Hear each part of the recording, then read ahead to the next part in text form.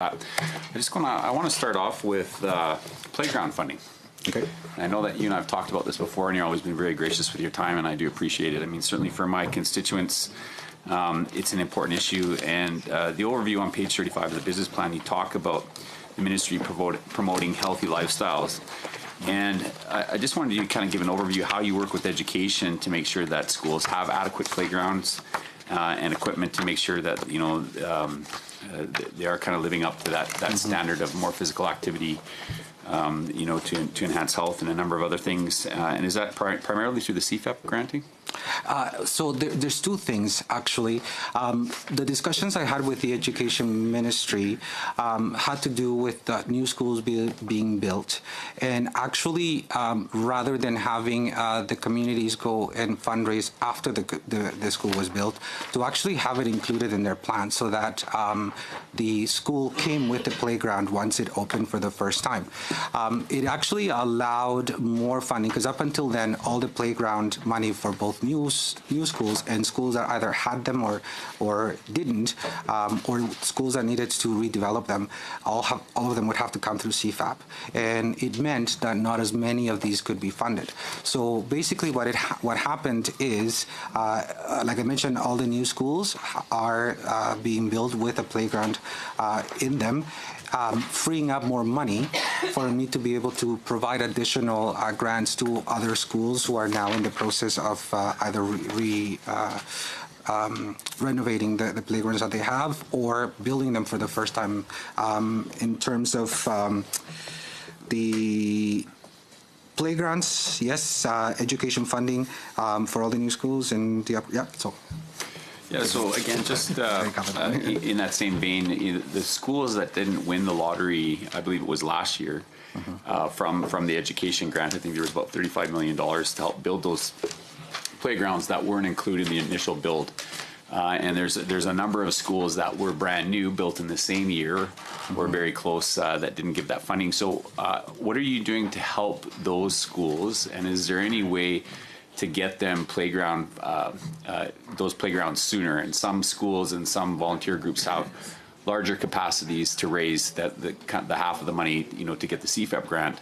Are you doing anything different to work with those schools to make sure that those playgrounds come more quickly for those kids? I will say that every single one of the applications that come through are being evaluated in every single one of those quarters, and every single one of them is given equal weight.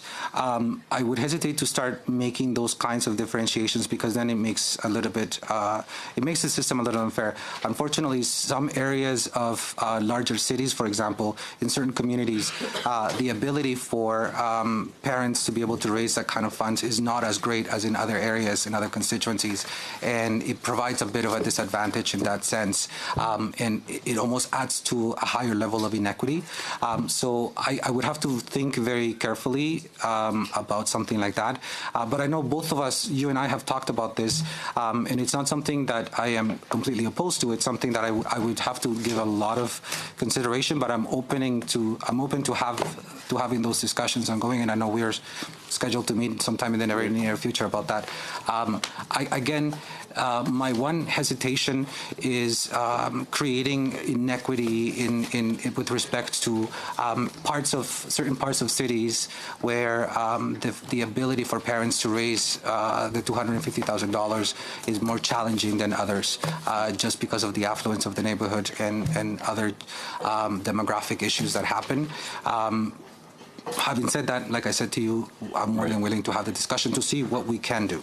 Right. No, and I appreciate that. I mean, certainly, for some of my constituents, just with job losses and the change of the economy and the drop in oil prices has had a certain amount of effect. And, again, I appreciate that you'll take the time with me to look into that, to see what we can do for those communities. I want to move on to the Alberta Media Fund. I'm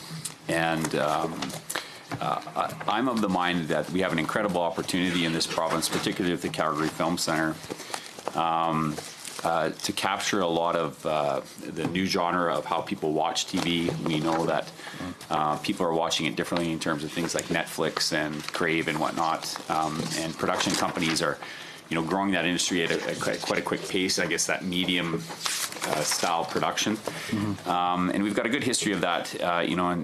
Especially with award-winning TV shows, and a large part of that success is because of the media fund.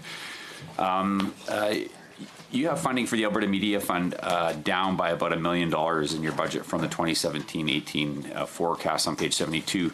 What's the rationale for that if we're trying to capture this group of people and compete with BC and Ontario?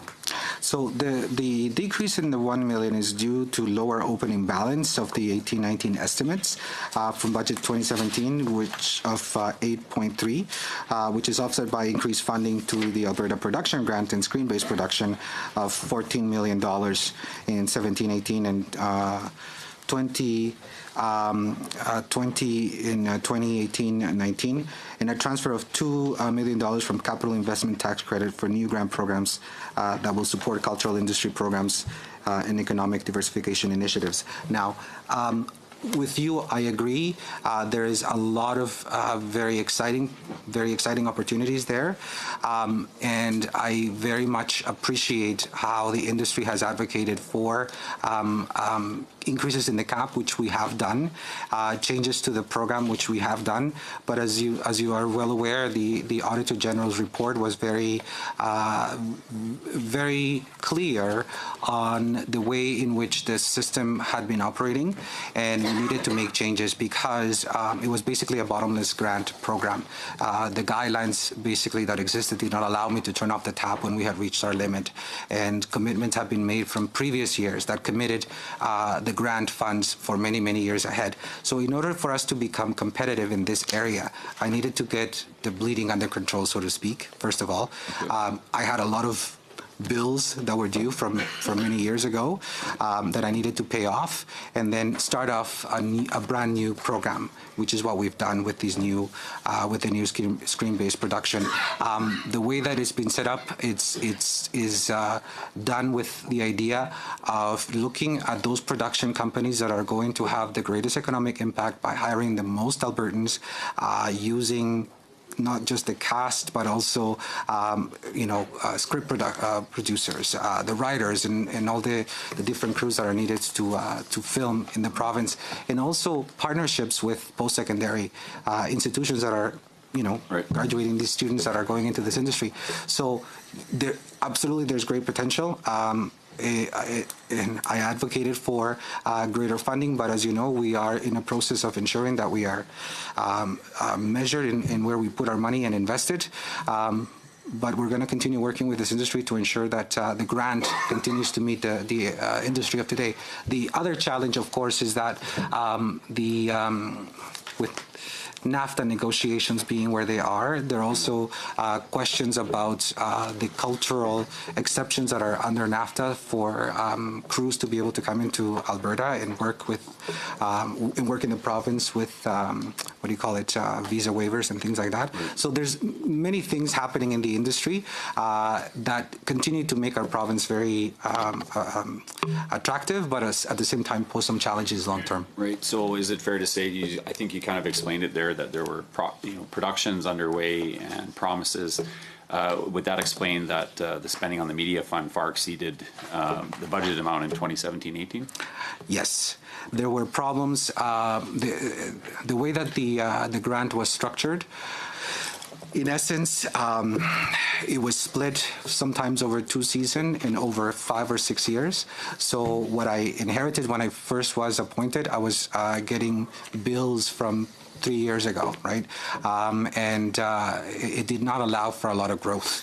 In fact, we had to do all kinds of consultations with the industries to get them to understand that we needed to stop the hemorrhaging, and they continued to ask us for an increase in the cap, for example, from $5 million to 7.5, which we have done, as long as they meet certain criteria, like using the Calgary Film Centre, for example, infrastructure that we have an investment in that we want to see occupied throughout the year. So by incenting them that way, not only are we maximizing the use of that space that we haven't invested in, but also attracting the size of production that our budget can sustain. Right. We can't unfortunately take the $75 million productions. I wish we could, but the funds that are currently in the media fund would not allow us to do that. It will wipe out the entire budget in 1 year. So just we look at the explosion around the idea of Netflix and online streaming and that sort of thing. I can only assume that some of these production companies that want to produce a number of seasons of television shows, there must be, and I've heard this from the industry, that there needs to be some more nimble reactions to how the industry is changing, because when somebody starts production, there's a good chance they're going to stay in whatever city that they start. And so what are you doing specifically to adapt to those type of things? And again, can you explain to us how you're engaging some of these production companies to get them to stay in Alberta, just outside of the fund itself, and and including the fund? Thank you. Very interesting conversations that I've had with the industry ongoing, because as you can imagine, this was a huge file with a lot of potential for growth, but the limitations of my funds basically being largely committed before I could even start was a challenge. The conversations that we've had with the industry led us to the new screen-based production. I know that for some it is, for example, challenging for us to have intake periods and for us to evaluate each application based on the criteria that we set out, whereas in the past it was basically a first come, first serve, and there weren't any real limitations. As long as they met the minimum criteria, they could get up to $5 million. By having intake periods, we are able to, number one, evaluate these applications based on the economic impact, first of all. It allows us also to attract the kinds of productions that we know the media fund itself can sustain over longer periods of time. In fact, attracting that same kind of production you're talking about that has seasons rather than just one movie, while still being able to accommodate large-scale productions as well. So it was stopping the hemorrhaging, first of all, implementing the kinds of accountability measures that were needed and that the Auditor General demanded we implement, suggested that we implement, which we have. And at the same time, the conversations that we're still ongoing to fine-tune the screen-based production grant that exists today to accommodate for those changes, because we know, and some of the conversations that I had indicated that we would probably need to have more robust conversations in the very near future, which led to the interactive digital media tax credit, for example, and other kinds of things that we can do. Post-production is being another one in which it was something that we haven't done in the past, and by implementing this new pilot project, for example, our mission to China generated contracts and MOUs being signed on the spot in the first mission that was taken. So a lot of exciting things happening, and right now we just need to be able to get things under control, adapt to this new changes to the media, to the sector itself, and then implement these kinds of changes. But I will say that we have a very good ongoing discussion with stakeholders, and I'm happy to say that the conversations have led to very productive decisions being made in collaboration with them. Right, and so of course this is exciting time for Alberta, particularly in this one area of or industry, and but we need to make sure that tax dollars are spent wisely and that there's a good return. So how do you monitor the return on it, that whatever you're granting is getting good return in terms of more jobs, more production, I guess more national face time or global face time for Calgary and or Alberta in general. And you talk about on page 40 about your business plan developing performance measure to monitor the screen-based production grant in Alberta and the media fund. So why has it taken so long to develop a performance measure in your department? Okay, so from our discussions with the Auditor General, one of the things that we learned is that you need to have at least 3 years of data in order for it to become a performance measure. So that's the one thing. We have this new screen-based production grant that we started just last year, so we don't have enough data yet over 3 years in order to actually put it. It is our intent to put it in the business plan going forward.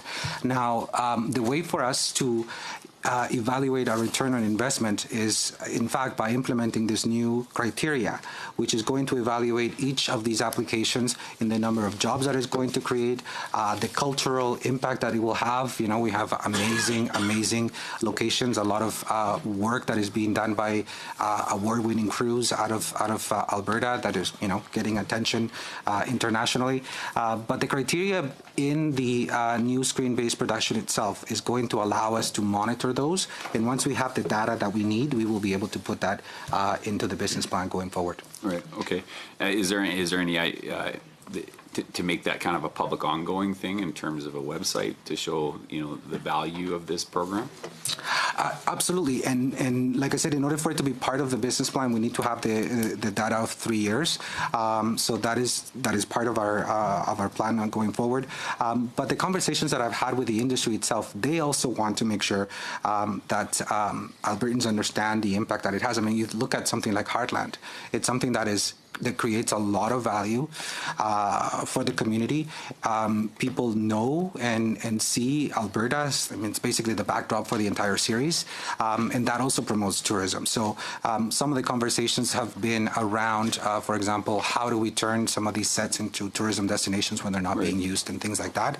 And the stakeholders are very much interested in. They understand that it's a very tough situation and it's a very tough sale for us to be able to even contemplate an increase in the budget without people understanding exactly the return on investment and how good it is for the province. So our plans are to work with the industry to make sure that that message gets out. Right. So again, when we talk about investment and we talk about selling Alberta, I mean, one of the things I think investors look at in terms of whether they want to, you know, plant roots, you know, in Alberta is how we take care of people that are less fortunate. And I know that there's been struggles on the nonprofit sector with the downturn, and you talk in your key strategies 1.3 on page 37 speaks to assisting nonprofits with enhancing their human and financial capacity. And so with the cost rising, what does this budget actually do to assist nonprofits with that financial capacity? Yeah. So one of the things we've changed is the implementation of a program called ECAP that allows us to create capacity in nonprofits and in fact giving a grant over a 3-year period. So there's certainty in the amount of money that's going in to nonprofits. That creates certainty, first of all. Second of all, it promotes that vitality within the nonprofit sector. So consistent within the spirit of Alberta, the ministry is working to enhance the nonprofit sector, ensure that these vibrant communities have access to a wide range of cultural and experiences that contribute to the quality of life. We were going to build financial capacity with approximately $62 million in grant funding annually to support around 1,213 community projects. Like I said, the Enhanced Capacity Advancement Program, or ECAP, will provide capacity building over 3 years. The community facility enhancement programs will provide supports to community infrastructure and provide also supports for operating costs, projects, programming, and key events in the community. Okay, thank you. On page 38 of the business plan, it also shows that the total charitable donations in 2016 hit a 4-year low. Do you have any information on the level of donations for the previous year? And has there been any action from the provincial government to offset the loss of those donations to our nonprofit sector? What page, I'm sorry? 38. 38, thank you. Just give me 1 second. 38.